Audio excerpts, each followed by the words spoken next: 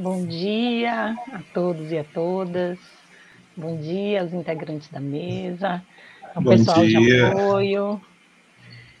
Vamos dar início à nossa mesa Perspectivas Críticas sobre o Racismo Ambiental no Cárcere Brasileiro.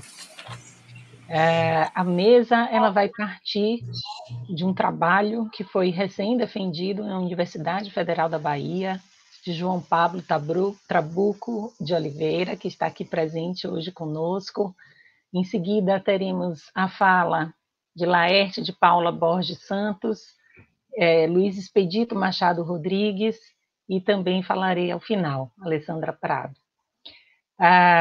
Como eu dizia, a mesa parte de um trabalho de João Pablo, quando ele traz a questão do racismo ambiental para uma análise do cárcere brasileiro.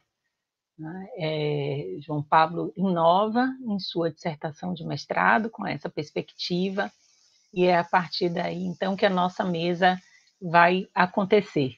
Espero que gostem, espero que participem. Quem está assistindo, fica à vontade para poder fazer questionamentos. Nós, ao final, teremos um tempo para compartilhar com vocês e conversar com vocês sobre os temas aqui hoje apresentados. Dizer que é um prazer estar aqui no 2º Congresso Virtual da UFBA, nesse evento grandioso, com 26 mil pessoas inscritas, 28 lives acontecendo ao mesmo tempo. O congresso cresceu bastante, a UFBA está de parabéns. Parabéns ao magnífico reitor João Carlos Salles pela produção desse evento. Temos agora a chegada de Luiz Expedito Machado, que também estará conosco e apresentará o resultado do seu trabalho de conclusão de curso. Então, não vou me alongar mais para que cada um possa ter um maior tempo para falar sobre a sua temática, e passo a palavra, então, a João Pablo Trabuco de Oliveira, que é advogado, professor, mestre em Direito pelo PPGD da UFBA, foi bolsista FAPESB, é membro do Núcleo de Estudos sobre Sanção Penal. É o núcleo que coordeno, é um grupo de pesquisa inscrito no CNPq, e dizer que é um prazer estar aqui com você, Pablo, tratando de um tema tão importante que você traz à tona e que você tratou tão bem em seu mestrado. Então, passo a palavra para que possa fazer a sua apresentação. Tranquilo. Bom dia a todos, a todas. Bom dia, pessoal da mesa, o pessoal do apoio. A gente chega, fica mole, né? Ouvindo a professora falar assim, parece que a gente fez muito mais do que um esforço que é natural da gente. Eu tenho, antes de qualquer coisa, que agradecer à professora pela generosidade, pela parceria, por promover a possibilidade da existência do Núcleo de Estudos sobre Sanção Penal, o grupo pelo qual eu me senti acolhido dentro da UFBA, pelo qual eu consegui desenvolver perspectivas críticas acerca não apenas do racismo ambiental, mas das ciências criminais como um todo. Então, eu sempre digo que a minha dissertação de mestrado ela é um resultado dessa partilha, ela não é o fruto de um trabalho único e exclusivo meu. Então, eu tenho muito mais que agradecer e ouvir e aprender do que falar. Falar é sempre um desafio para mim, é sempre um pouco, não complicado, mas estranho, porque talvez a gente passe tanto tempo ouvindo, né, que falar se torne cada vez mais complicado. Mas aí eu trouxe uma citação da Toni Kadebambara, que ela vai dizer assim, que a revolução começa comigo, no interior. É melhor reservarmos tempo para tornar nossos interiores revolucionários, nossas vidas revolucionárias, nossos relacionamentos revolucionários. A boca não vence a guerra. Então, partindo desse pressuposto de que a gente precisa falar e que a oralidade, principalmente a oralidade do povo negro, tem sido sequestrada há tanto tempo, é que a gente começa a pensar o quão importante é entender a relação da sociedade com o lixo. E aí, com todas as implicações que esse conceito lixo traz para a gente. Quando a Lélia Gonzalez vai nos falar que pessoas negras são tidas para a sociedade brasileira como um lixo, ou que estão dentro da lata de lixo, ela quer nos mostrar que nós podemos falar a partir dessa perspectiva. Então, importante para nós imaginar que dentro do meio ambiente prisional, dentro da prisão, dentro do cárcere, dentro daquilo tudo que é espetacularizado como uma prisão, a gente discute sobre diversos aspectos, inclusive a ADPF 347, né, que entende o aprisionamento de pessoas como um ato ilegal dentro do Brasil. Então, é como se toda pessoa presa estivesse presa de forma ilegal, e aí, por questões majoritariamente sanitárias, então, a partir daí, a gente segue uma lógica de pensamento que é o seguinte: olha, a gente tem uma questão de superlotação dentro da prisão, né, e de superlotação de pessoas negras, já que mais de 64% da população carcerária é negra. Então, vocês estão conseguindo ver, ouvir? Tá tranquilo? Certo, então vamos seguir. A partir dessa noção de que a maioria da população carcerária é negra, a gente segue para entender o porquê de não estudarmos com afinco, ou pelo menos até o momento da minha defesa de dissertação, no final de agosto do ano passado, a gente não tinha trabalhos publicados acerca do depósito ou da gestão de lixo dentro do ambiente prisional. Isso vai muito além do que se compreende por racismo, porque se a gente pensa numa lógica do racismo como uma lógica estruturante, já dizia o Silvio Almeida aí, todo mundo tem um pouco de noção disso, de que o racismo é a união de forças, né, dos poderes estatais e da estrutura, da cooptação da estrutura mental, como diz o Bourdieu, da população como um todo. Então, se essa violência sistêmica, que é o racismo, se estende para todos os âmbitos da sociedade, a gente vai falar em perspectivas múltiplas do racismo. Então, aí a gente tem racismo religioso, racismo recreativo, racismo estrutural e o racismo ambiental, que está presente dentro do cárcere, porque a gente vai entender o meio ambiente também de formas múltiplas, né? Num primeiro momento, na nossa historiografia brasileira acerca de meio ambiente, a gente pensava o meio ambiente como a definição tradicional, aquela oriunda do final do século XIX, que nos dizia e nos apontava para a preservação da vida selvagem, nos mostrava que a fauna e a flora precisavam ser cuidadas com maior carinho, por assim dizer, e isso está correto, né, dentro da nossa perspectiva de humanidade, mas faltava enxergar que essa definição tradicional, e aí a gente chama as pessoas que encabeçaram essa luta, ainda lá falando no contexto estadunidense, as pessoas que encabeçaram essa luta ambiental, elas eram pessoas brancas de classe média alta, em sua maioria, né?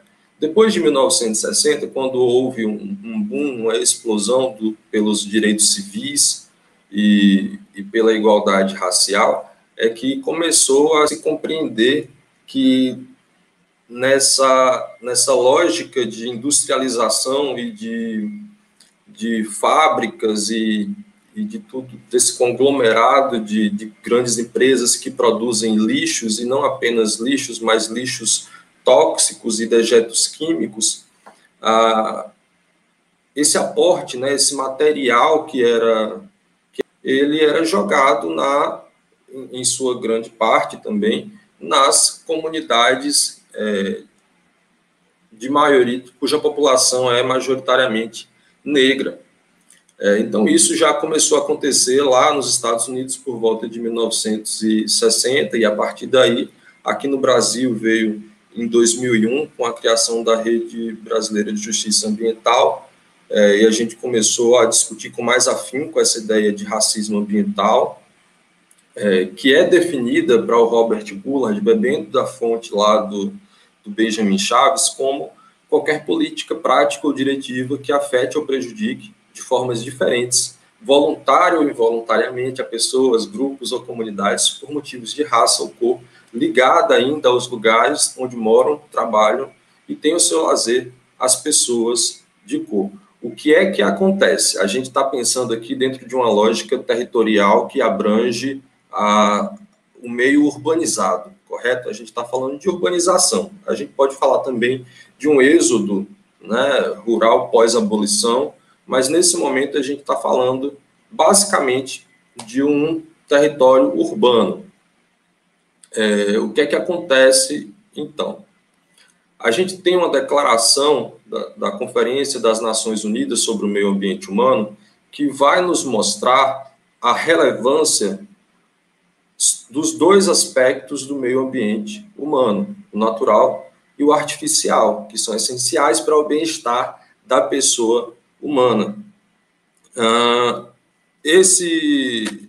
Essa declaração, ela nos apresenta esse sentido diferente do que é o meio ambiente natural, que é a natureza, a fauna, a flora, as florestas, né, tudo que a gente conhece como os ambientalistas tradicionais apresentaram, e vem para nos trazer esse conceito dos ambientalistas modernos. Por quê? A partir dessa ideia de meio ambiente artificial, que é permitir, né, que se contemple nesse conceito de meio ambiente tudo aquilo que é erigido, construído por mãos humanas, a gente pode, a partir daí, e essa é uma concepção que a doutrina já aceita há algum tempo, e eu bebi da fonte dos Sirvinskas, a gente vai entender que o cárcere, que a prisão, por ser um construto criado por mãos humanas, né, onde existem aí barreiras e muros, o cárcere também faz parte do meio ambiente. E por essa razão, por fazer parte do meio ambiente e pela população que habita o cárcere, né, pela população que é encarcerada ser majoritariamente negra, é que a gente pode falar de racismo ambiental. Interessante pensar que a gente fala de cárcere e logo se coloca num lugar onde o aprisionamento pode parecer que é um meio de promoção de justiça social. Todavia, né, a gente já tem determinados autores e autoras, em especial as feministas negras, vão nos mostrar que o cárcere ele serve, antes de qualquer coisa, como o reduto de uma violência social, mas antes de tudo de uma vingança privada. E aí a gente começa a pensar, por exemplo, que o manuseio, o trato do lixo dentro do cárcere, ele se dá de formas diferentes para as pessoas que estão presas e encarceradas e para o pessoal que trabalha dentro da prisão. Então, o pessoal técnico administrativo, os agentes penitenciários, o diretor ou a diretora da unidade prisional, lidam com o lixo, né, entre aspas, de forma diferente. Aqui, falando de Salvador, falando da penitenciária Lemos Brito, que foi o objeto de pesquisa e estudado por mim, a gente tem um orçamento próprio voltado para a limpeza do ambiente, onde fica a parte administrativa, né, onde circulam os funcionários de Estado. Para o pessoal que está aprisionado, para o pessoal que está preso, não existe orçamento, e para além de não existir orçamento, não existe uma determinação legal ou mesmo normativa dentro do próprio contexto, né, algum regimento interno, não existe nada disso.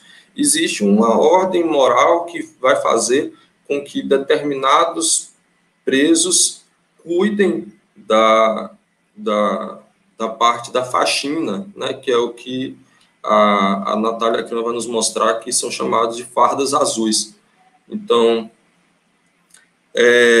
essa questão é simbólica, ela é forte, ela é recorrente e nos remete a esse momento de dor, né, onde a gente precisa pensar sobre uma ótica que não seja a do punitivismo. Por essa razão, e não só por essa, mas por diversas outras, a gente vem pensando, dentro das ciências criminais, uma perspectiva abolicionista.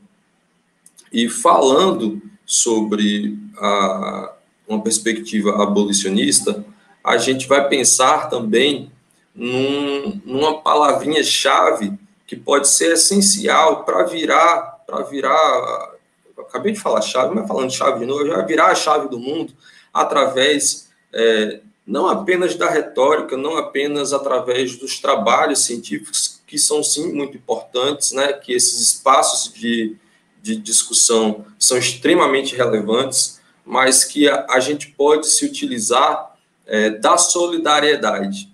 E isso é um ponto que fica evidente na dissertação, quando eu bebo da fonte de Luke Hussmann, e ele vai nos dizer que a solidariedade é um sentimento de dependência mútua, onde todos nós existimos numa comunhão cósmica. E quando se tem consciência disso, a gente desenvolve uma espécie de respeito, de delicadeza, de ajuda mútua, e isso implica num sentimento de responsabilidade. Falando, por exemplo, de sociedades tradicionais africanas, o Buzenke Fukiao vai nos mostrar que uma pessoa que comete um crime, né, ela não comete o crime sozinha. A pessoa que comete um crime dentro de uma comunidade, ela comete o crime junto com essa comunidade. Então, é como se todos tivessem responsabilidade por uma ação que é individual. Eu sei que, teoricamente, existe uma implicação dentro das ciências criminais que nos fazem, uma implicação que nos faz refletir acerca do que é o direito penal ou do porquê o punitivismo é tão forte no nosso país, mas dentro dessa sociedade tradicional africana, a gente tem uma espécie de responsabilidade com o outro indivíduo que nos leva a pensar, de fato, na solidariedade como um ponto de partida essencial para uma retomada da afrocentricidade, né? E aí, quando a Lélia Gonzalez fala que o Hegel enxergava a África como um continente obscuro, né? E por isso era um continente que não tinha racionalidade, a gente vai entender que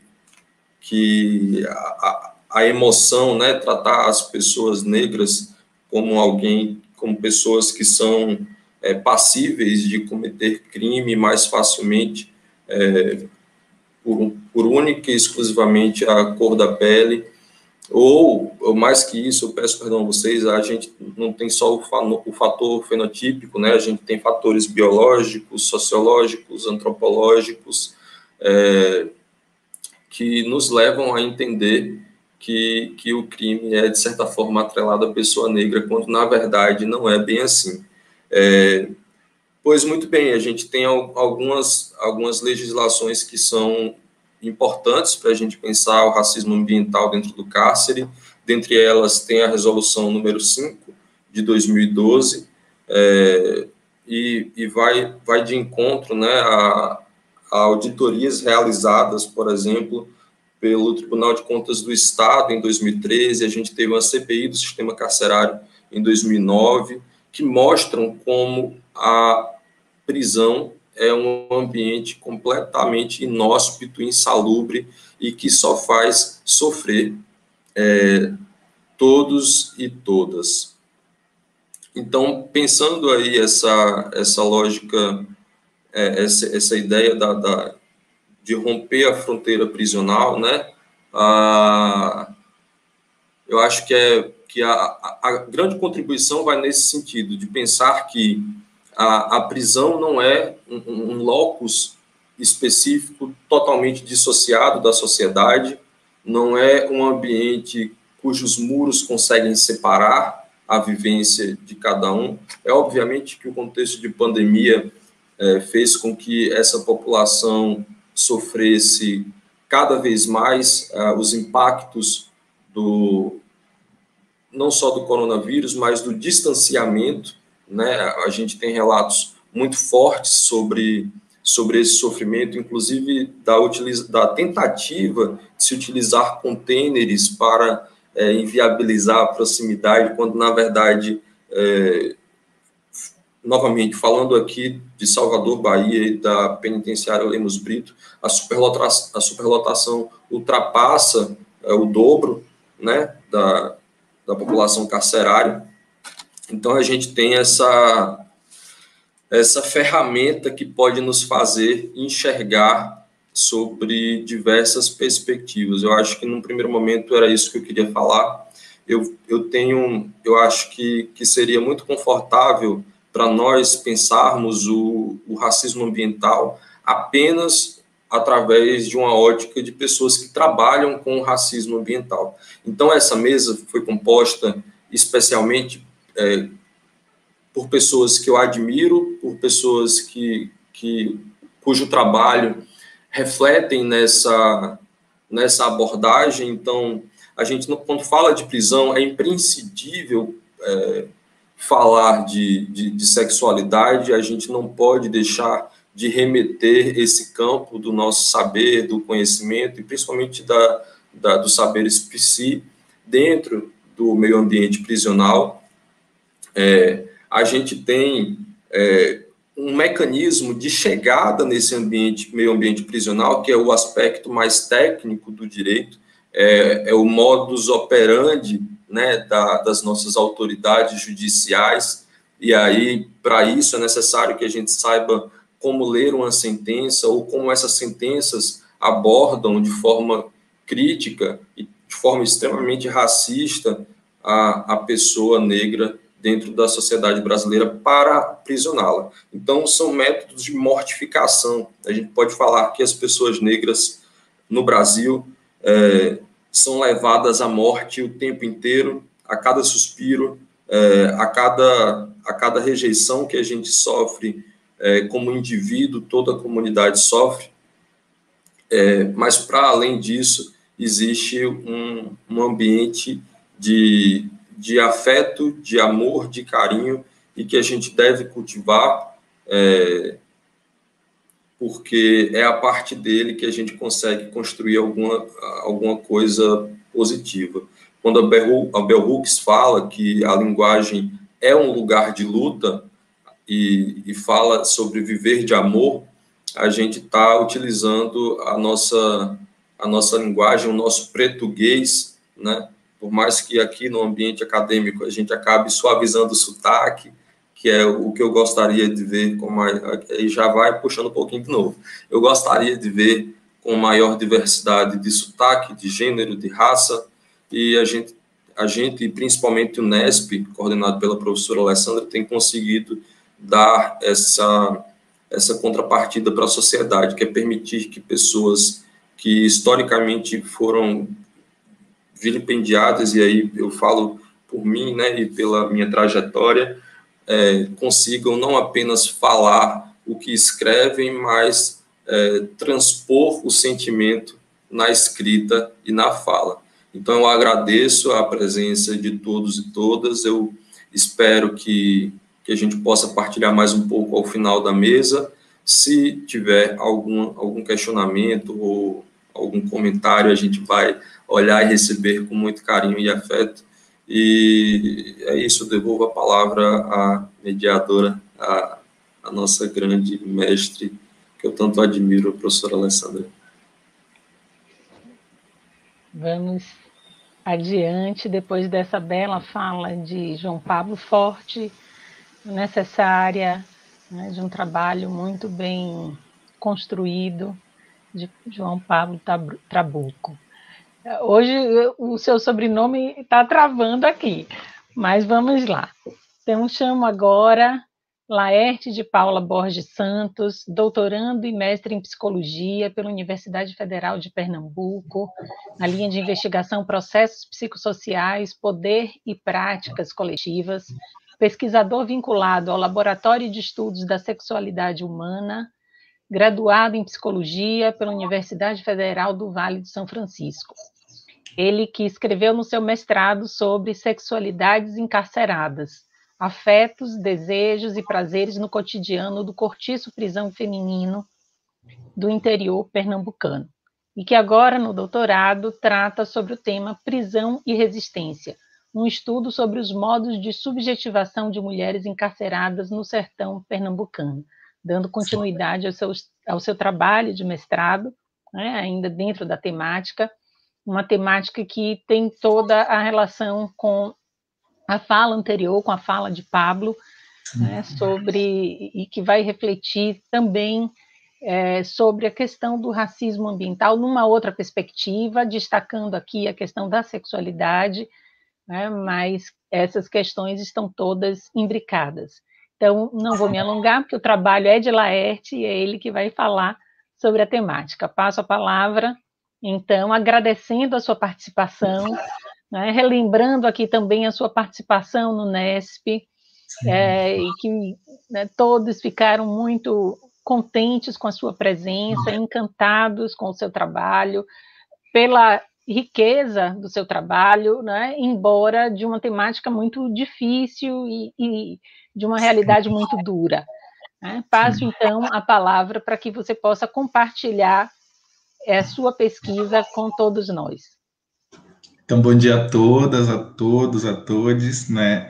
Eu me chamo Laerte de Paula, sou psicólogo, né? Psicólogo social, também doutorando em psicologia pela Universidade Federal de Pernambuco. E antes de começar a minha fala, eu queria agradecer imensamente ao NESP, né? Já me sinto do NESP enquanto integrante, né? Enquanto uma pessoa que faz parte desse núcleo tão importante, tão potente, né, para a gente pensar o campo de justiça criminal, né. Agradeço imensamente também a João Pablo, que tem sido um irmão de vida e de luta, né, ao longo da minha trajetória e jornada. E é isso, assim, eu acho que anteontem fez 3 anos, né, que eu defendi a minha dissertação de mestrado, né, e aí passa um filme na cabeça da gente, né? E na minha dissertação de mestrado eu procurei, né, a partir de uma pesquisa etnográfica, entender como é que a sexualidade ela se desvela numa unidade prisional feminina do sertão pernambucano, que é onde eu moro atualmente, né? E aí é muito, muito interessante e ao mesmo tempo triste, né, falar sobre prisão, porque a gente vai entendendo, né, como é que a gente se produz também a partir desse dispositivo tão duro, né, que opera na construção, na tessitura das nossas sociedades. Tem uma importante professora da psicologia da Universidade Federal Fluminense, que é a Cecília Coimbra, em que ela vai se perguntar o tempo todo, né, como é que pode uma sociedade como a nossa, né, ter dado certo se a gente tem um desejo de manicômio e de prisão. E eu acho que é muito a partir desse lugar mesmo, né, de como é que as prisões elas operam, né, produzindo formas de subjetivação, ou seja, a gente se torna sujeito a partir de uma lógica, né, que é uma lógica de desejos, né, por aprisionamentos. E aí, então, falar sobre a prisão, né, eu parto de uma perspectiva de pesquisa, né, muito dialogando, por exemplo, com a teórica feminista estadunidense, que é a Donna Haraway, né, de pensar uma pesquisa politicamente situada, né, de uma pesquisa que toma corpo a partir da nossa história de vida. Eu acho que a prisão ela chega até mim antes mesmo da própria psicologia, né? Eu conheço o espaço prisional nas filas de visita, né? E aí, a partir dessa constatação e desse reconhecimento, né, de que tudo ali estava projetado para subjugar, para humilhar pessoas, que estavam ali posicionadas, visitando os seus familiares internados, dentro daquelas instituições, eu começo os meus devaneios, e as minhas pesquisas, Que instituição é essa que faz tantas pessoas sofrerem? E eu acho que talvez seja esse, o lugar da prisão na nossa sociedade, um dispositivo, que opera a partir de uma lógica de massacre, de uma lógica de tortura, de uma lógica de subjugação e humilhação mesmo. E aí eu estava falando até na terapia essa semana, que o meu amigo de infância ele está preso, ele está aí tá internado na Mata Escura e ele ele pegou sarna na prisão. E eu acho que são sobre essas camadas de vulnerabilidades, de precariedades, como o trabalho do Paulo bem traz para a gente, que a gente está falando, Nós, psicólogos, a gente está o tempo todo mergulhado no debate da saúde, E aí a gente fica o tempo todo também se perguntando, como é que a gente produz cuidados em saúde a partir de uma lógica tão cruel e tão perversa como tem sido a organização do nosso sistema prisional brasileiro. E aí eu vou, a partir da minha fala, tentar dar conta de vários aspectos, falar um pouco sobre sexualidade, mas também falar sobre outras dimensões da vida, que eu encontrei nessa cadeia pública, que abrigava, com todos os paradoxos que a palavra carrega, cerca de 70 mulheres aqui no interior pernambucano, Uma cadeia que ficava e que fica posicionada no centro da cidade, E totalmente invisibilizada, num prédio de uma antiga delegacia de polícia civil, em que as pessoas elas passavam pela frente, daquela unidade prisional, sem sequer saber que ali se tratava de uma prisão. E é por isso que na minha dissertação de mestrado, eu vou chamar aquela unidade, a partir da fala de uma das internas, de cortiço prisão, Quando ela vai trazer para a gente, para mim, enquanto pesquisador, que aquela cadeia mais parecia um cortiço.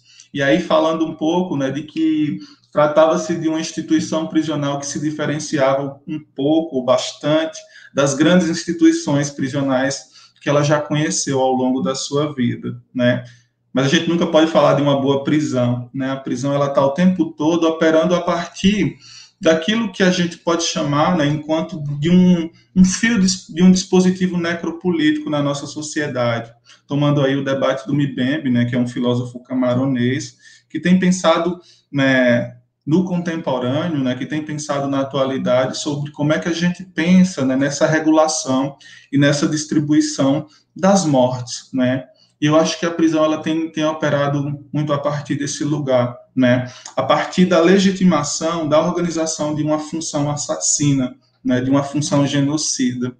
Não é à toa que a prisão tem cor e classe social, E ela também opera, a partir do debate da Manuela Cunha, como uma extensão do bairro, de um território, É quase como se ela fosse uma espécie de deságue daquelas vidas que já foram marcadas o tempo todo para morrer.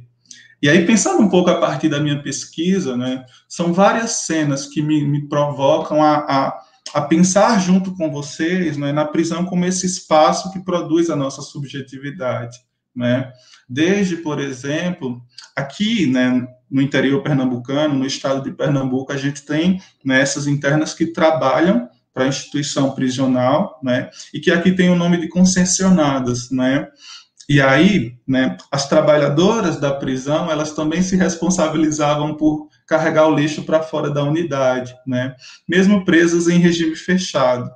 E aí, numa determinada cena, das minhas incursões etnográficas pelo território da prisão, eu começo a perceber que as internas, elas iam para o fora, elas iam para a frente da unidade prisional, E aí eu ficava me perguntando, poxa, por que elas não fogem? Está aqui a oportunidade para que elas saiam dessa instituição tão cruel e tão perversa como é um caso de uma instituição prisional. Mas a gente começa a perceber que a liberdade na prisão, é uma palavra carregada de uma série de paradoxos, né? Não se trata de uma instituição única e exclusivamente estruturada por muros ou grades, né? Eu acho que a prisão, ela se capilariza por toda a sociedade, né? A partir de procedimentos inúmeros, né, de vigilância, de controle, sobretudo dos nossos corpos, né? De pessoas negras, de pessoas pobres, que estamos o tempo todo sendo tomados, né, enquanto alvos, né, enquanto inimigos do nosso Estado, né, do Estado brasileiro. Então, eu acho que pensar sobre a prisão, né, e trazer a sexualidade, né, e trazer todos esses debates que nos atravessam, é falar bastante a partir daí, né, de como a gente tem na prisão, né, um locus, né, um dispositivo que está o tempo todo materializando uma função assassina, né, e que se articula perfeitamente, né, a uma lógica, a um racismo de Estado, né, e aí a gente está o tempo todo, né, a gente precisa, enquanto sociedade, repensar os nossos desejos de prisão e de manicômio, né? Pensar nessas formas de encarceramento a céu aberto e fechado que nos atravessam e que constituem as nossas subjetividades, né? De uma forma que a gente está o tempo todo reproduzindo discursos como, por exemplo, bandido bom ou bandido morto, né? Sem se perguntar quem são esses sujeitos, né? E por que estão lá, né? Aprisionados, encarcerados, né? E aí eu acho que a gente perguntar por que estão lá nos coloca quase que diretamente, né, diante da constatação de que falar sobre o sistema prisional é falar sobre uma estrutura que age seletivamente sobre determinadas vidas e não outras, né? A gente sabe quem são as pessoas que estão presas e por que estão presas, não em termos de tipificação criminal ou penal, né? Mas em termos de marcas de abjeção e desigualdade que carregam, né? Em seus corpos, né? Em suas racionalidades ou mentalidades, em suas histórias de vida, né? Pessoas pretas e pobres que estão ali, né? Sendo marcadas para morrer. E aí, num momento de pandemia, a gente vai se deparando, né, com essa constatação de que essa política de morte ela se atualiza de modos diversos, né, que vai desde um empecilho, né, a não entrada de familiares dentro de uma unidade prisional, né, que tem sido um dos poucos fios possíveis de produção de vida e de afeto lá dentro, né, passando também pelo próprio adoecimento, né, diante desse vírus tão brutal que tem sido a Covid, né. E parece que na nossa sociedade a gente ainda não consegue, né, enquanto coletivo, enquanto sociedade civil, enquanto movimento, né, pensar numa agenda, né, numa agenda que esteja o tempo todo alinhada a uma ética que seja uma ética do desencarceramento, não é? Pensar em como falar sobre a prisão é pensar necessariamente, né, estar o tempo todo tateando, né, uma estrutura de desencarceramento na nossa sociedade. Então, eu acho que a sexualidade, né, ela aparece, né, dentro do meu debate, né, na minha pesquisa, como uma possibilidade de resistência à instituição prisional, né? Pensar numa forma de produção de afetos, né, de expressão de desejos, falar de relações familiares que vão sendo produzidas na tranca, né, dentro de um espaço, de uma cela, é falar sobre resistência à prisão, né? É falar sobre estratégias de quilombo dentro de um espaço que está ali o tempo todo, né, produzindo uma engrenagem que é uma engrenagem de morte para a vida daquelas pessoas. E eu acho que a gente precisa estar o tempo todo alinhado e antenado e atrelado a essas estratégias de quilombo que nesse cenário se materializam, né? Pensar a prisão enquanto um espaço que está o tempo todo alinhado a um dispositivo necropolítico na nossa sociedade, né? E que está ali o tempo todo matando enquanto faz viver, ou constituindo quem são esses mortos em vida, é um dos nossos grandes desafios, né? Visto que a gente não enxerga as prisões, né? E aí, falando um pouco, né, sobre os dados da minha pesquisa, eu nunca vou esquecer, por exemplo, de uma cena, né, de uma jovem negra que estava presa por furto, né? E aí, ela chega, né, e logo em seguida chega também o seu filho de 1 mês de vida, né? E aí seu filho fica lá junto com a mãe mais ou menos 1 ano, né? A gente sabe que o período de lactação, né, dentro de uma prisão ele dura 6 meses, mas a gente sabe também que na micropolítica, né, do cotidiano as coisas elas se rearranjam. E aí, numa determinada cena, né, de cotidiano, aquela criança de 1 ano, né, que já estava ali marcada pela estrutura de morte, né, que a prisão anuncia, ela começa a brincar com as outras meninas, né? E a brincadeira que ela mais gostava era de trancar, né, as outras meninas dentro das celas, né? E aí a gente já vai percebendo, né, desde a mais tenra infância, né, como esse poder de polícia, esse poder de Estado, esse poder de tranca, né, já começa a tomar uma forma, né, a se constituir como um elo de subjetivação na vida de uma criança, né, tão pequena. E eu acho que falar sobre função assassina do Estado é também caminhar por aí, né? De pensar como a gente mata não apenas as pessoas que estão presas, né, encarceradas enquanto internas, mas também pensar enquanto a gente mata, né, familiares, né, enquanto a gente mata filhos, né, de pessoas presas, que estão o tempo todo, né, sendo marcadas por múltiplos estigmas, como, por exemplo, né, pessoas que precisam estar o tempo todo, né, ocupando esse lugar, né, transitando pelos territórios de uma prisão que vai ser o tempo todo estigmatizada. E aí eu acho que para a gente importa pensar nessas vidas, né? Falar sobre sexualidade na prisão, né, é falar sobre um dos fios, né, ou um dos poucos fios que produz vida, né, dentro de um espaço de morte.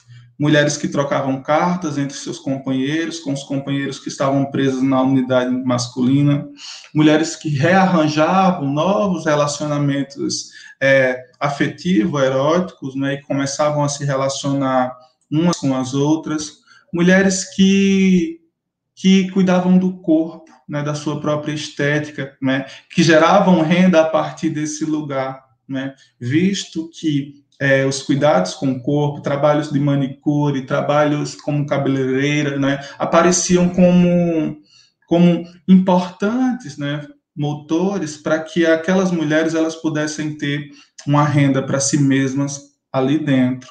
Então, eu acho que a minha pesquisa, né, cujo título, né, Sexualidades Encarceradas, traz essa dimensão, né? Uma dimensão de pensar como é que a sexualidade ela pode operar como um elo, como um fio, que pode perfurar em alguma medida, pelo menos na micropolítica do cotidiano, né, nessa política dos afetos, de organização das nossas relações rotineiras, como é que a gente perfura uma rigidez, como é que a gente produz uma vida, mesmo dentro de uma instituição concentracionária, como é a instituição prisional, né? Numa cela em que, por exemplo, a gente tinha ali, né, 10, 12 mulheres, né, e que precisavam se dividir, né, para vivenciar as experiências com o próprio corpo e com a própria sexualidade. E elas conseguiam, né? Quando acontecia uma visita íntima, eu achava muito interessante, né? O Pablo falou sobre isso, sobre relações de solidariedade que vão se tecendo a partir de nós negros, né? E aí eu achava muito interessante, por exemplo, como aquelas mulheres, elas solidárias e parceiras, né? A experiência com a sexualidade uma da outra, né? Então, sempre que alguém ia ter uma visita com seu companheiro de fora ou de dentro da unidade prisional, elas saíam da cela para que as pessoas elas tivessem o mínimo de privacidade possível, né? Se é que é possível se falar em intimidade e privacidade dentro de um espaço como esse. Então, eu acho que pensar sobre o debate de sexualidade nos coloca diante dessa constatação, né? Que, embora a gente tenha aqui uma instituição necropolítica, né, que deseja, que anseia a nossa morte, a gente tem aqui uma multidão de pessoas que estão vivas, né, e que estão resistindo, e que estão tentando, né, não sucumbir à engrenagem mortificadora, adoecedora, perversa que a prisão anuncia sobre os seus corpos, desejos e vontades, né? E aí eu acho que falar, né, pensar, por exemplo, em como é que as mulheres vão criando estratégias de quilombo para manejar com a dureza, com a precariedade, e que muitas vezes com a anulação de direitos que esses cenários anunciam, é um importante fio, né, de resistência para a gente, né? E aí a gente está o tempo todo, né, tateando essa dimensão dos afetos, né? Como Carmen falou, como Maria Carmen falou aqui para a gente, né? Afeto, né, que vai desenhando, por exemplo, relações familiares, pessoas que chegam sem família, né, e que saem com família, porque a prisão também produz famílias, né? Relações múltiplas, família sempre no plural, né? Pensando essa dimensão de que está para além da consanguinidade, né, do parentesco de sangue, né? Mas relações que se produzem a partir de trocas de amizade, né? Relações afetivas, casamentos, né? Ou experiências afetivas sexuais que vão sendo desenhadas nela e a partir dela, né? Nunca vou esquecer, por exemplo, né, de uma senhora de 70 e poucos anos, negra, né, carroceira, que estava presa, né, por tráfico de drogas, que tem sido a tipificação que mais aprisiona mulheres no Brasil, e a gente tem dito isso há um bom tempo, né, de como o encarceramento de mulheres ele tem crescido em níveis exponenciais nos últimos anos, né, e que revelam para a gente, né, como a nossa atual política, né, de drogas, né, e a lei de drogas, né, 11.343, ela funciona, ela opera, ela fornece as condições para que mais mulheres e homens negras e pobres sejam encarceradas, e aí aquela senhora, ela fica cega na prisão, né? E é muito triste a gente acompanhar o processo de uma pessoa ficar cega numa instituição como essa, né? E aí, a partir desse movimento de adoecimento daquela senhora, a gente começa a perceber também toda uma rede de solidariedade, de afetividade que vai se desenhando para que aquela vida ela seja minimamente amparada, né? Até que seu corpo não aguenta mais, né? E padece diante desses efeitos, né? Desses efeitos necropolíticos que a prisão vai colocando sobre ela, né? É uma instituição que foi feita para não escapar ninguém, né? Mas que muita gente resiste. E por que resiste, Laerte, né? Talvez porque as pessoas elas estejam ali o tempo todo, né, projetando sobre os seus cotidianos uma esperança de liberdade, né? Uma esperança de uma vida a outra que não seja a da tranca, da cela, da grade e da chave, né? Manejando, arranjando possibilidades, né, de produção de vida, né, de vivência afetiva e sexual, né, de casamentos, né, de experiências com o corpo que vão sendo desenhadas mesmo a partir da dureza de uma instituição que não fornece possibilidade para que as pessoas vivam, né? Porque falar sobre sobrevida não é falar sobre vida. E aí eu acho que é muito interessante a gente caminhar por aí, né? De como é que a prisão ela se dissipa, ela se capilariza pela nossa sociedade, né? E ela vai se apresentando como uma extensão, né, de um território. E como é que pessoas, né, elas vão sendo marcadas e tomadas, né, pelos efeitos dessa instituição que tem uma estrutura que é uma estrutura concentracionária mesmo, né? E aí as pessoas estão ali, né, tentando construir uma rede de apoio, uma rede de solidariedade para que aqueles corpos sobrevivam, né? Para que aqueles corpos tenham a possibilidade, né, de se manterem vivos, né, mesmo e apesar dela. Então, eu acho que falar sobre sexualidade é falar muito por aí, né?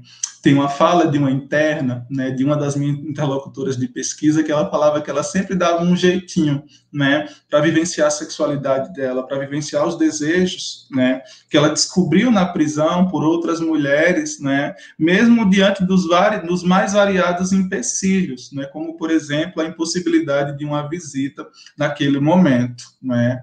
E aí ela dizia que dava vários truques, né, ela na visita familiar que ela recebia, ela tentava, né, ficar de lado, esconder, né, determinadas... E aí ela ia manejando com o corpo para tentar vivenciar o mínimo de privacidade, de intimidade possível, né? Mesmo diante de um espaço como aquele. E aí eu acho que falar sobre sexualidade é falar muito por aí, né? Existem várias camadas que nos colocam diante, né, dessa instituição que está ali tomando a vida de internos e também de familiares. E aí, para fechar minha fala, eu não esqueço nunca, né, da história de uma mãe e de uma filha, né? A mãe supostamente livre e a filha presa, não é? E aí a mãe chega, né, na prisão com a filha da menina que estava presa, da interna, né? E quando a criança, porque nem as crianças escapam, né, ao controle, né, a esse escrutínio do corpo, né? E aí que ela entrega o bebê do colo para que a agente penitenciária reviste, né? A agente penitenciária olha para aquela criança e se depara com alguma coisa, né, no umbigo da criança, né, nessa região meio que central do corpo, e se pergunta, o que é isso aqui? A mulher constrangida, né, fala, isso aqui é uma sacola de arroz que eu estou usando como fralda. Foi a única vez que eu vi um agente penitenciário chorar dentro de uma prisão, né? E aí a gente se depara com essa constatação, né, de que existem pessoas que usam sacolas de arroz como fraldas, né, e de que talvez seja desse nível de precariedade, né, de subalternidade que a gente esteja falando, né. A gente precisa repensar o nosso discurso para que a gente não continue, né, colocando sobre o indivíduo, né, no sentido mais pesado do termo, a responsabilidade por uma ausência ou por várias ausências que são também nossas, né, e do nosso Estado, né? Um Estado que não provém direitos básicos, né? Não provém as condições mínimas para que as pessoas elas se cuidem, né, das mais variadas formas possíveis, como, por exemplo, ao fato de que uma criança tem o direito de uma fralda, né? Ou que uma mãe chegue para visitar uma filha sem se alimentar porque não tinha o que comer em casa, né? Ou que tenha caminhado 4 quilômetros para chegar numa prisão porque não tinha a passagem de um ônibus, né? Uma mulher que já estava adoecida, né? Uma mulher que já vinha enfrentando um processo de adoecimento decorrente aí de um vírus que não era a Covid, né? Mas que naquele momento era o HIV. E aí a gente se depara com essas camadas múltiplas, né, de vulnerabilidades e de subalternidades que vão colocando para a gente que lugar é esse, né? Que vidas são essas, que questões são essas que nos atravessam e constituem, né, a prisão, né, e que vão produzindo também os nossos desejos de manicômio e de prisão. Então, penso que falar sobre prisão é partir muito desse lugar, né, de entender que a liberdade, essa palavra tão paradoxal, né, nem sempre se torna algo possível, né, sobretudo diante de várias estruturas, né, de sociedade que nos silenciam, né, enquanto pessoas que somos, né, vulnerabilizadas por territórios diversos. E aí, para não me estender muito na fala, né, e para que a gente tenha a possibilidade de um debate, aqui eu encerro agradecendo imensamente, né, o carinho e a acolhida de todos vocês. Muitíssimo obrigada, Laerte de Paula, pela sua apresentação, né, pela apresentação da sua pesquisa, um olhar diferenciado sobre o cárcere e as relações que se dão, né, a questão da sexualidade, do exercício da sexualidade e toda a repercussão do cárcere sobre isso e sobre outros direitos e as relações interpessoais. E trazendo, né, e a partir daí a gente precisa questionar a existência desse lugar, né, a que ele tem servido e o que podemos fazer para evitar isso, né? Acho que é momento da gente desnaturalizar o cárcere, né, como existência e solução, e pensarmos em outras formas de resolvermos nossos conflitos, né, e de não utilizarmos, enfim, esse instrumento para propagação do racismo a que se referia Pablo em sua fala. Com isso, passo a palavra para Luiz Expedito Machado Rodrigues, né, um outro integrante da nossa mesa, que é advogado, servidor da Secretaria de Educação do Estado da Bahia, foi pesquisador PIBIC durante o período de faculdade, é bacharel em Direito, é membro do Núcleo de Estudos sobre Sanção Penal e vai fazer aqui uma apresentação do resultado do seu trabalho de conclusão de curso, das suas pesquisas, né, das pesquisas realizadas ao longo do curso de Direito. Então, Expedito, é um prazer estar aqui com você, eu que acompanho a sua caminhada há algum tempo, dizer que você constrói um trabalho também muito importante, que dialoga com o trabalho de Pablo à medida em que vai trazer questões relacionadas a essa estrutura da justiça penal, né, a atuação do sistema penal e como isso está diretamente relacionado ao racismo institucional. Então, lhe passo a palavra para que faça a sua apresentação. Bom dia a todos e a todas. Primeiro, eu queria agradecer o espaço, o convite de Pablo. Para mim é uma felicidade estar na presença da professora Alessandra, que foi minha orientadora, e continua sendo de Laerte, que a gente já se encontrou numa reunião do NESP, e da importância, na verdade, da gente poder discutir essas temáticas e relacioná-las. A Cotirene, ela tem falado muito sobre a importância da gente discutir o ambiente carcerário de uma forma interseccional. É possível fazer uma análise adequada sem que a gente entenda como esses marcadores de classe, raça e gênero, eles se relacionam. Porque esses marcadores, eles não funcionam sozinhos. E aí, uma reflexão sobre o espaço carcerário, a partir dessas questões, né, como a gente trouxe sobre gênero, como o Pablo tem trazido em relação ao racismo ambiental, e como eu trarei sobre como o racismo também tem sido um fator determinante para a comatação da pena, é super importante para que a gente consiga ter uma ideia adequada sobre esse fenômeno que é o encarceramento brasileiro. E aí, nesse sentido, eu vou apresentar meu trabalho de conclusão de curso, que foi orientado pela professora Alessandra, que teve por título Personalidades Antagonistas da Ordem Social, uma análise de conteúdo sobre a aplicação de penas aos condenados por furto que cumprem pena em Salvador, Bahia. Qual era o objetivo desse trabalho? A gente queria entender de que forma, né, os argumentos ali expostos na sentença pelos magistrados, se existem padrões, né, e se de alguma forma, a forma como essas narrativas são apresentadas, elas contribuem para a determinação da pena. Então, o problema de pesquisa que foi colocado através de suas narrativas desenvolvidas nas sentenças, os magistrados colaboram para a determinação da pena. Esse foi um trabalho empírico, foram analisadas 12 sentenças, pessoas que estavam em regime semiaberto, homens em regime semiaberto, na colônia penal Lafayette Coutinho, que fica aqui em Salvador, Bahia, e eu usei a teoria fundamentada nos dados, que é uma metodologia de pesquisa que busca organizar as narrativas, que busca analisar conteúdo, e a partir disso eu desenvolvo algumas análises a partir dessa teoria, dessa teorização.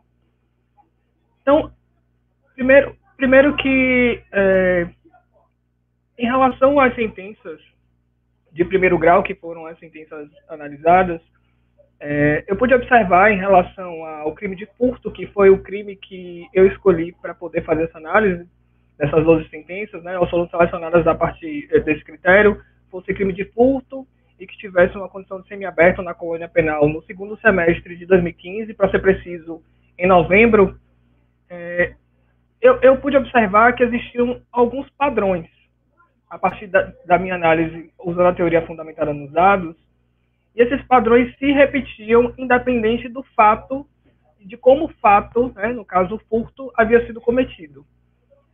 Por exemplo, em relação à culpabilidade. E aí eu me debrucei sobre as circunstâncias judiciais, porque as circunstâncias judiciais me pareceram o lugar da sentença que tinha uma maior variedade de argumentações. eu encontrei 5 formas de determinação da culpabilidade. E a primeira foi a consciência do ato, para o magistrado, se aquele agente tinha consciência do ato, então ele entendia que havia culpabilidade, que estava caracterizada essa circunstância. Segunda narrativa que eu encontrei foi que havia consciência do ato e, portanto, deveria haver reprovabilidade da conduta. Essa foi a forma como a segunda narrativa que eu encontrei em relação à culpabilidade. Terceiro foi a culpabilidade enquanto reprovabilidade da conduta, que foi a terceira forma de como os magistrados determinaram essa culpabilidade nessas 12 sentenças. A quarta foi os magistrados que utilizaram essa circunstância conforme a teoria do delito, e aí eles faziam uma referência direta à culpabilidade conforme a teoria do delito. E a quinta forma foi a ausência de caracterização. Os magistrados não valoraram essa circunstância. E aí, além dessas circunstâncias judiciais, eu tenho encontrado formas e padrões de argumentação a partir de cada circunstância judicial, dentro das narrativas apresentadas nas 12 sentenças, eu encontrei 2 formas de contribuição dos magistrados em relação a essas narrativas. E isso considerando todas as circunstâncias. A primeira foi a fundamentação que adotou critério legal para a determinação da pena. Então, esse tipo de fundamentação utilizou como parâmetro um nexo entre os fatos e a legislação penal, que é o tipo de narrativa que a gente espera encontrar numa sentença feita conforme a legalidade. E a segunda forma de narrativa que eu encontrei foi a fundamentação que colaborou para a penação do réu. E aí eu vou usar como exemplo a personalidade para ilustrar como esses padrões, eles ou estavam associados a essa primeira narrativa, que usava o nexo de causalidade entre os fatos e a legislação, e essa segunda narrativa de contribuição, de que mostrou que a narrativa contribuía para a penação. No caso da personalidade do agente, na avaliação dessa circunstância, eu encontrei 3 padrões em torno da caracterização da personalidade dos réus.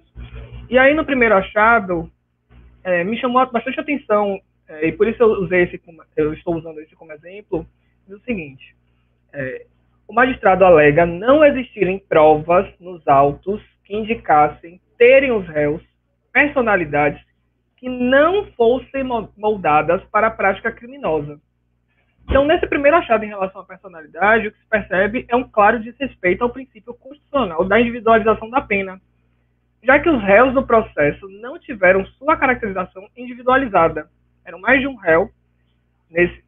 Nessa sentença especial que encontrei essa forma de caracterização, além da inversão da avaliação da culpabilidade, em evidente prejuízo ao princípio da não culpabilidade, porque para o magistrado, se não há provas em contrário, eles são culpados. E é assim que ele caracterizou. Ele não encontrou provas de que eles tivessem uma boa personalidade, né?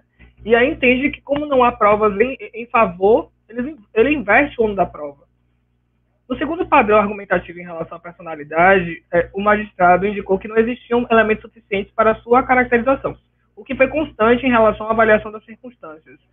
Em todas elas eu encontrei essa forma de narrativa, aquela que não caracteriza, aquela que se omite em relação à sua determinação. No terceiro padrão, o magistrado reconheceu inexistir elementos probatórios para sua definição, mas opta por convicção a indicar que os réus possuem uma personalidade voltada para a prática criminosa. E aí me chamou bastante atenção também essa forma de narrativa, porque ele diz que não existe, o magistrado afirma que não há provas nos autos para determinar essa circunstância, para caracterizar ela, mas mesmo assim ele indica que ele tem uma personalidade voltada para a prática criminosa. Então ele faz isso por convicção, ele deixa evidente isso no texto. No quarto achado, os magistrados usam como recurso a confissão ou depoimento como elementos de prova. E aí não houve uma definição da concepção de que e quais os limites do conceito de personalidade que foi usado como critério. E em uma das narrativas, o juiz faz referência ao contato com outros delinquentes e menção ao cometimento de outros crimes, sem indicar a natureza desse contato e quais os outros crimes foram cometidos. E já outro magistrado, nessa mesma narrativa, concebe a personalidade como uma capacidade crítica de avaliação dos próprios atos. Já no quinto achado, os juízes fazem um juízo de valor a partir de uma concepção moral, fazendo um nexo de causalidade entre o cometimento do crime com uma possibilidade futura de novas infrações. Não houve indicação de provas, apenas desqualificação da personalidade dos indivíduos sem uma exposição de motivos robusta.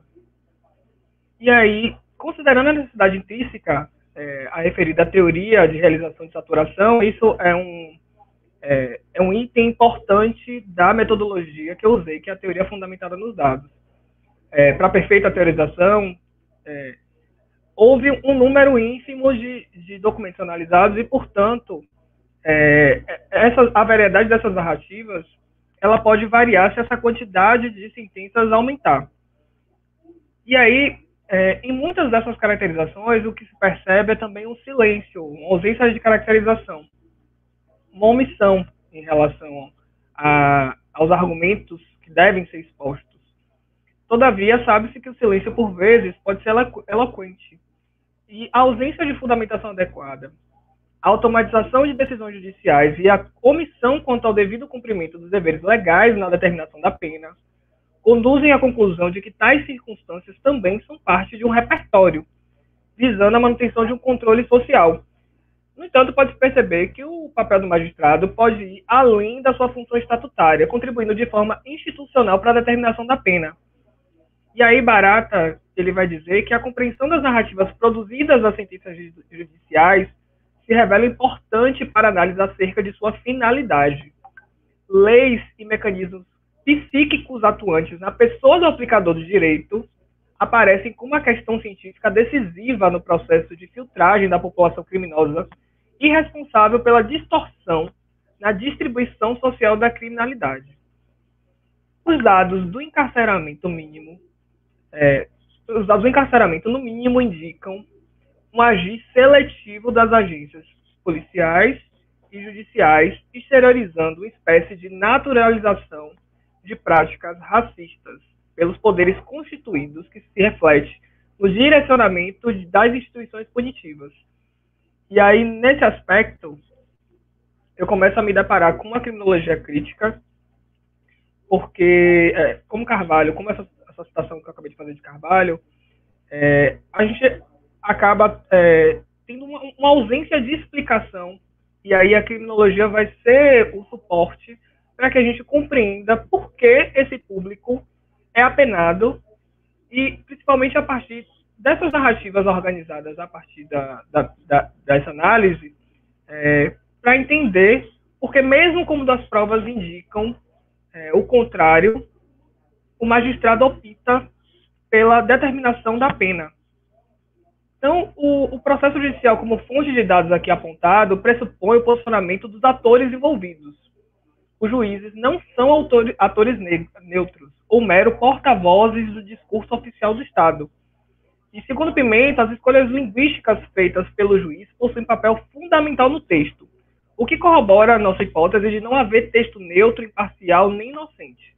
Nesse sentido, as narrativas em torno da fundamentação da pena parecem ser um importante indicativo de análise acerca das variáveis em torno da definição da pena, isto é, as razões relacionadas ao fato típico e se existem razões diversas externas aos autos para penar. A análise de conteúdo como técnica procura conhecer aquilo que está por trás das palavras sobre as quais se debruça e não uma restrita leitura do real. E aí Débora Oliveira, que é membro também do NESP e que escreveu um artigo conjunto com a professora Alessandra, ela analisar sentenças condenatórias de mulheres criminalizadas por tráfico em Salvador, ela vai concluir que a discricionariedade dos magistrados pareceu demasiado ampla, quiçá arbitrária, especialmente no que se diz respeito à construção da sua convicção para condenações. Flausina, ela indica que o silenciamento trazido pelo confisco da palavra, ela é uma das maiores sonegações do racismo. E aí Pablo, porque eu também fiz uso do trabalho de Pablo, do mestrado dele, tem um capítulo muito interessante sobre racismo, que é justamente aquilo que linka o meu trabalho com dele. Ele vai dizer que o lugar do sujeito aprisionado pode ser descrito como um não lugar, assim como o próprio ser negro termina por se tornar uma não pessoa. E aí, discorrendo sobre a atribuição jurídica deste não lugar, Pablo vai dizer que o mesmo autor entende que, conferindo o status de genocídio às intempéries que ocorrem dentro do cárcere. Então, para Pablo, todas essas questões relacionadas ao sistema carcerário, ao racismo, eles vão ter esse status de genocídio. Então, os resultados encontrados, eles apontam para o racismo institucional e seus reflexos na criminalização dos apenados. A automatização das sentenças, a insuficiência de argumento, a ausência de respeito à legalidade da fundamentação, bem como alguns dos argumentos expostos, denotam a crença de alguns juízes em apenar alheios a um direito penal que se debruça sobre os fatos, o que mostra a existência de que parece existir técnicas de instrumentalização e operacionalização do racismo, corroborado pela necessidade hegemônica de manutenção e controle de corpos negros e de gestão da miséria. E aí é inevitável dizer que uma encruzilhada que o professor Misael, professor de Direito Penal da UFBA, me questionou em relação a esse trabalho foi em relação a esse público das 12 sentenças, né? Quando a gente foi analisar, essa foi uma pesquisa empírica e, portanto, para eu ter acesso a essas sentenças, eu tive que ir até a colônia penal, lá para Coutinho. Eu pude ter acesso à ficha dessas pessoas que estavam reclusas naquele momento, em novembro de 2015, e esse registro desses apenados tinha a fotografia de cada um deles. Então, por curiosidade, e até por uma necessidade de entender de que forma esse público estava inserido ou não no contexto de racialidade, por heterocomposição, e aí eu não trago isso no meu trabalho, eu estou compartilhando, na verdade, para a gente poder ilustrar essa questão, dessa encruzilhada que Misael me colocou, eu pude perceber que todos ali, a partir da minha análise, eram negros. Mas, metodologicamente falando, é muito sensível você fazer uma análise que parta da heterocomposição. E eu me lembro que numa das visitas à colônia penal, conversando com um dos servidores que fazia o preenchimento das fichas dessas pessoas, ele me disse que essa determinação da cor era feita pelos próprios servidores, não a partir de uma autodeclaração. Então, essa questão da caracterização da cor dessas 12 pessoas que fizeram parte da análise dessas sentenças que eu utilizei como referência para o trabalho, ela acabou ficando comprometida justamente por essa forma inadequada do próprio sistema penal de fazer o registro da cor dessas pessoas, que a forma adequada é a autodeclaração. Mas aí, por dedução, como até Pablo trouxe dos dados nacionais, que a maior parte dessa população carcerária, né, de 70%, ela é composta por negros, então é possível entender que, especialmente pelas narrativas apresentadas, as técnicas que estão evidenciadas e a forma de operacionalização dessas narrativas, de que o racismo se apresenta como um fator que parece determinante para a prisão dessas pessoas. Então, as sentenças judiciais são, portanto, importantes fios de operacionalização do racismo, podendo ser manejadas em suas narrativas através de técnicas para subsidiar a mortificação sobre as trajetórias de vida dos indivíduos escolhidos pelo sistema penal brasileiro, como objeto de controle social para a manutenção do status quo. Então, urge a realização de estudos científicos que possam corroborar para a garantia de direitos fundamentais a todos, sem distinção de gênero, de raça ou classe, ou qualquer outra distinção de cunho discriminatório. Então, urge a reestruturação de políticas públicas, principalmente na área de segurança pública, que devem ser pautados por critérios que efetivamente garantam a todos um Estado democrático de direito. E aí, finalizando essa minha fala, eu queria devolver a palavra para a professora Alessandra.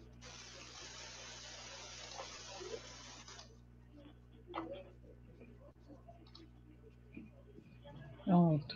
Obrigada, Expedito. Parabéns pela apresentação que você já tinha feito na conclusão do seu curso e agora compartilha com mais pessoas, né, um resultado, uma pesquisa importante, uma pesquisa empírica, documental, que reforça aí essa perspectiva de uma função invertida do sistema penal, como coloca a professora Vera Regina Pereira de Andrade, né, e demonstra, a partir dessa análise, e reforça como se dá o controle penal racializado, né, pelos agentes, enfim, desse sistema de justiça. Essa, inclusive, foi uma pergunta, tem uma relação aqui, né, com uma pergunta feita pela defensora Maria Carmen Albuquerque Novaes. Eu vou repetir aqui a pergunta que ela fez e nós vamos nos encaminhando para o final da mesa. E aqui eu vou sugerir, então, que cada um possa refletir sobre essa questão, né, cada um dos integrantes da mesa. O tempo corre, né, eu tinha que preparar minha fala, mas vou ter que encurtar bastante para que a gente possa ainda responder a essa questão da defensora. Aliás, desculpe, não foi a defensora Maria Carmen, mas ela fez observações interessantíssimas, foi Júlia Travessa que fez a questão, né? Como instituições públicas, defensorias e Ministério Público podem atuar tanto como instituições quanto provocando o judiciário e as instâncias competentes para combater o racismo nos cárceres. Essa é a pergunta feita por Júlia Travessa. Eu vou falar aqui brevemente, né, eu tinha preparado minha fala para trazer aqui algumas reflexões sobre a questão da pandemia no sistema prisional, quer dizer, não da pandemia, porque a pandemia nós sabemos, né, que ela vai provocar, ela vai acirrar, na verdade, essa situação de vulnerabilidade das pessoas de uma forma geral, e no cárcere, né, essa vulnerabilidade é latente, e aí a pandemia ela não traz vulnerabilidade, mas ela aumenta aquilo que já existe, né, vai aumentar, portanto, a precariedade das condições de saúde, vai ressaltar, né, a precariedade das condições de saúde, e aqui considerando saúde na sua perspectiva mais ampla, como hoje é pensado, não simplesmente na ausência de doença, né, mas tratando aqui do bem-estar geral do indivíduo, né, e aí previsto esse direito à saúde em vários instrumentos normativos, né, como a Carta de Ottawa, a Declaração de Kiev sobre a Saúde de Mulheres em Prisões, aí para ser mais específico, a Declaração de Alma Ata, enfim, a nossa própria Constituição que garante esse direito, a Lei de Execução Penal, regras de Bangkok, enfim, normativas não faltam para garantir esse direito à saúde, que nós sabemos que é desrespeitado, que é violentado diuturnamente nas instalações carcerárias. E a pandemia ela só vai ressaltar ainda mais essa precariedade das condições. Quer dizer, um local que foi declarado, quer dizer, o sistema prisional declarado estado de coisas inconstitucional, né, e a partir justamente das condições de insalubridade das unidades prisionais, da superpopulação, nesse momento de uma pandemia cujo vírus ataca e contamina a partir das vias aéreas, das vias respiratórias, e que a aglomeração, né, e que a proximidade das pessoas faz e facilita a propagação do vírus, o que deve ser evitado, e com toda a orientação internacional e exemplos de outros países que adotaram o desencarceramento como uma medida de política de saúde pública, infelizmente aqui no Brasil, que nós assistimos é justamente o inverso, né? Embora tenhamos aí uma recomendação de número 62, que adota esse princípio de desencarceramento, infelizmente ele não tem sido cumprido, né? Inicialmente, juízes entendem que é uma recomendação e que, portanto, ela não vincula, e isso foi dito, inclusive, pelo próprio presidente do Supremo Tribunal Federal, já diminuindo aí a efetividade dessa recomendação, né, quando diz que ela não é vinculativa. Depois, com toda a atuação da Defensoria Pública e de advogados impetrando habeas corpus individuais ou coletivos, nós vamos ver uma negativa frequente à aplicação do desencarceramento e da normativa no que diz respeito a pessoas idosas, as mulheres que já tinham direito de estar fora do cárcere em razão de um habeas corpus coletivo impetrado há anos atrás e concedido pelo STF, em questão para a população que tem comorbidades, e isso não tem sido atendido, né? E, aliás, o ônus da prova ali da situação de vulnerabilidade tem sido da pessoa, tem sido do paciente, porque, como resultado, o STJ, desde a primeira instância, ao STJ tem se exigido, enfim, né, que a pessoa comprove que naquela unidade não há risco de contágio, que a pessoa comprove que ali não tem condições de ser cuidada, quando a gente sabe, diante de relatórios da Comissão Parlamentar de Inquérito, de observadores da ONU, entre outros relatórios de inspeções em estabelecimentos penais, que não há a mínima condição, diante da carência de pessoal de saúde, diante da superlotação e a impossibilidade de separação desses corpos, dessas pessoas, diante da falta de equipamentos, de proteção, enfim, né, que essa população está aí exposta aos riscos e muito se aproxima, e que, portanto, esse direito à saúde é negado constantemente. E quem é essa população? Né? São esses corpos negros de que Pablo falava, de que Expedito fala e que também Laerte trouxe. Então, cada vez mais evidente, só não vê quem não quer, a que o sistema penal tem servido, né? E nesse sentido, nessa função invertida, se percebe, enfim, como instrumento, como o cárcere tem sido instrumento de a realização da necropolítica.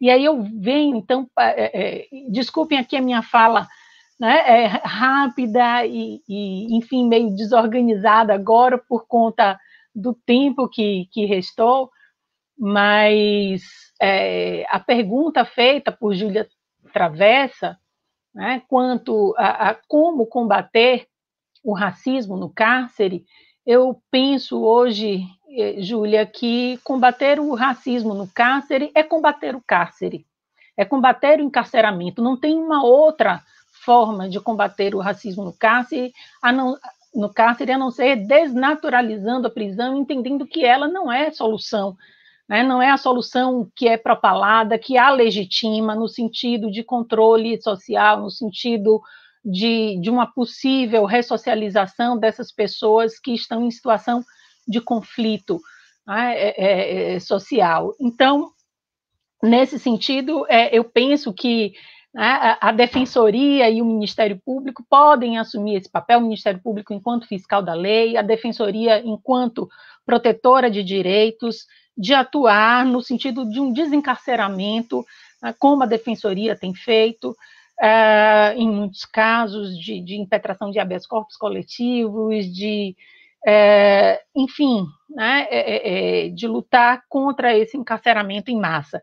E na busca, e aí a academia entra nessa luta também, de busca por outras soluções. À medida em que a gente desnaturaliza o cárcere como solução, a gente precisa buscar outras soluções, e a academia deve estar aqui para pensar nessas outras soluções, né? Assim como o Ministério Público e a Defensoria também podem participar desse diálogo, nessa busca por outras medidas. Enfim, então, eu penso que quando a Defensoria está lutando e ingressa com ações para a proteção do direito à saúde dessa população, ela está adotando uma medida antirracista.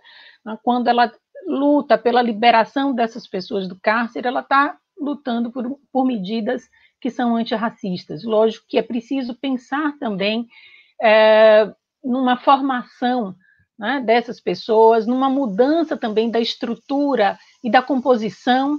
Tem um artigo que ontem me lembrava, e vou trazer aqui hoje novamente, que é o Réis Negras, Juízes Brancos, de Dina Alves, que traz essa reflexão, né, sobre a composição do judiciário, de uma forma geral, vai falar mais da magistratura, mas a gente pode pensar em termos de defensoria, de Ministério Público, enfim, dos órgãos de atuação da justiça, como é preciso também mudar essa composição para que cheguem novos olhares sobre as mais variadas questões e principalmente no que diz respeito ao encarceramento, ao sistema prisional, ao sistema penal de uma forma geral. Mas, enfim, foram aqui observações breves e passo já a palavra aos demais componentes da mesa para que falem, infelizmente, assim, brevemente, em um minuto e meio, para a gente finalizar a mesa, porque o tempo já está esgotado, a gente já está aqui na prorrogação. E lembrando que, ao final, havendo tempo, vai haver a passagem a transmissão de um vídeo. Todo o vídeo desse congresso está terminando com a manifestação artística, então peço que permaneçam, mesmo depois da saída dos integrantes da mesa, porque vai haver a transmissão de um vídeo com uma manifestação artística. Então, passo a palavra na ordem a João Pablo, depois a Laerte e Expedito, já vou passar de vez, né, nessa ordem, aos três, para que façam uma breve consideração final. Beleza. Obrigado, Pro. Estou contemplado com a tua fala, agradecido demais por tudo e sempre. Eu acho que a minha maior inquietação no momento é pensar o seguinte, né, através da instigação da colega Júlia aí, é que aquelas pessoas que institucionalizaram o rapto de pessoas africanas, as pessoas que saquearam os tesouros afropindorâmicos, as pessoas que sequestraram as nossas riquezas, são as pessoas que querem nos impor a lei e a ordem. Então, partindo desse pressuposto e pensando que o cárcere é uma construção dessas pessoas, não é uma construção das nossas comunidades tradicionais, seja afropindorâmicas, seja africanas, o cárcere não é nada mais do que um retrato da maldade, né, e da vilania que pode ser aferida a qualquer pessoa. E eu quero encerrar lendo um trecho da Assata Shakur, que ela diz assim: toda revolução na história foi realizada por ações, apesar de palavras serem necessárias. Nós temos que criar escudos que nos protejam e lanças que penetrem nossos inimigos. Então, eu trouxe uma primeira fala de uma revolução que começa no interior, começa com a gente, né, nossos relacionamentos, nas nossas ações, e que finda no afeto e no amor como uma medida mais drástica, se não de contenção de danos, mas de uma mudança radical de paradigmas. Eu espero que a gente consiga pensar em findar o racismo ambiental e todas as formas de opressão a partir do afeto. Então, eu agradeço a Expedito, a Laerte, a Pro Alessandra. A nossa partilha hoje foi muito produtiva, foi muito carinhosa, e isso com certeza fortalece a nossa jornada, que a gente continue seguindo junto, e agradeço a todo mundo que está assistindo também. Axé e um beijo para vocês.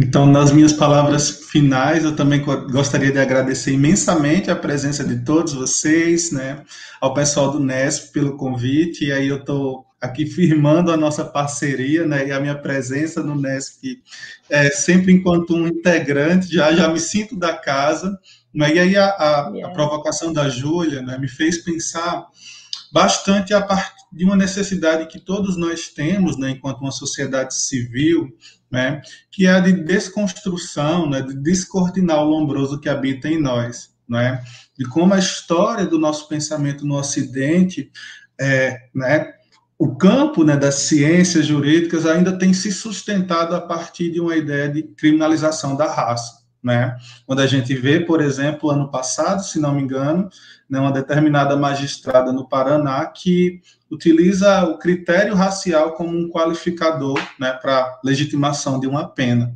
né, e aí eu acho que que isso é uma atualização contemporânea do Lombroso, né, do Nina Rodrigues, de todas essas teorias criminológicas que vão, né, construir esse par, né, esse duplo, né, raça, criminalidade, indivíduo negro, sujeito perigoso. E eu acho que a psicologia também faz parte dessa triste história. E a gente precisa cada vez mais desbaratinar tudo isso que a gente construiu, né, enquanto ciência. Estou na finalização da mesa, Eduardo.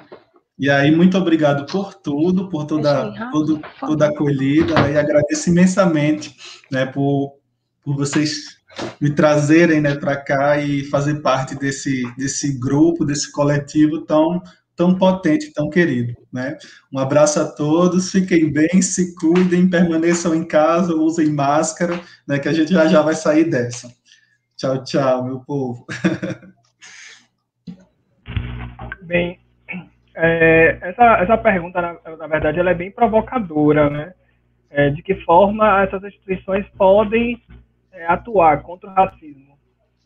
A partir do meu trabalho, a minha perspectiva é de que uma atuação qualificada da defensoria, através de recursos, enfim, a partir dessas fragilidades que foram encontradas nessas decisões, pode ser uma forma, né, de tentar dirimir os problemas causados pelo racismo, mas é muito emblemático a gente perceber que o racismo pode ser um critério para a determinação da pena e até que, digamos, haja atuação qualificada nas instâncias adequadas e há que se reverta esse quadro, o prejuízo emocional, físico, psicológico, a vida dessas pessoas, ele não tem como ser resgatado. Então, isso coloca muito em dúvida até que ponto o sistema penal ele é capaz de dar conta dessas questões. E aí eu preciso fazer referência ao que Pablo iniciou falando sobre essa perspectiva abolicionista, porque como é que o furto, que é um crime sem violência, ele é tratado do ponto de vista de direito penal com reclusão de liberdade? Será que realmente é dentro do sistema penal? Será que é dentro do direito penal que esse tipo de situação precisa ser tratada? Eu acho que não. Acho que é um prejuízo muito grande para o Estado determinar e controlar e violentar essas pessoas por conta da subtração de algo sem violência. E aí, para encerrar, e também para fazer uma ponte, e aí com todos os colegas presentes, eu quero encerrar com Paulzina, que inclusive traz muito forte na pesquisa de mestrado dela, essa questão de entender que o sistema penal, que o racismo ele é estruturante no sistema penal brasileiro. E aí ela traz o seguinte: se assistir aos assaltos em silêncio é claramente uma forma de anuir a esse estado de coisas, escolhemos assumir nosso lugar de fala para, sem reticências, pautar a demanda insaciável por carne de segunda numa perspectiva jurídica negra. E aí eu quero agradecer a Laerte, a Pablo, a professora Alessandra, por, durante toda a nossa atuação e a nossa vivência dentro do Unesp, né? E aí que até a Laerte já faz parte, a gente tem assumido essa postura, essa perspectiva jurídica negra, né? De combater, de discutir, de refletir e de pautar essa demanda que parece insaciável em relação a esses corpos negros. E agradeço a todos, bom dia e até muito breve. Obrigada a todos, a todas pela presença, pela participação e se cuidem para que possamos nos rever em breve.